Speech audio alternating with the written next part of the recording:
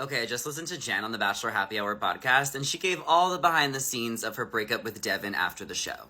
She said after they got engaged in Hawaii, one of the first things Devin asked producers was, how long do couples usually last after this show?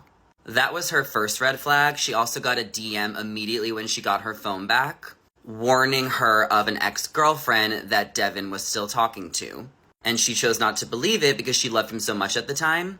But she says that the girl Devin was spotted with in New York 2 weeks before AFR was the same ex-girlfriend that she was warned about. During Fantasy Suites, he told her that he was open to moving to California, and then was kind of upset about the fact that she told her friend that. Apparently, his sleep schedule was always off. He would take sometimes 18 hours to respond to her text, and that he never made an effort in the relationship after the show.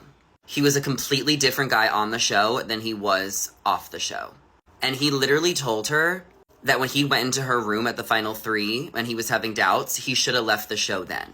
She said the effort went from 100 to 0. He never took the proposal seriously. It was always a push and pull, and he almost was like forcing himself to do nice things for her. And even during the happy couples weekends, he would always take the last flight there and the first flight home.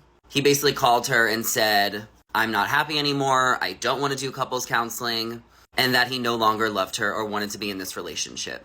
She tried so hard to always give him the benefit of the doubt because he was processing the show and all the backlash he was getting from really early on in the season.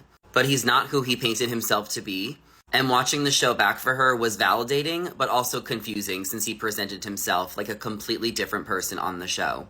And after the show, he gave 0 effort, never took her to dinner, didn't want to buy a flight to see her, and made no effort.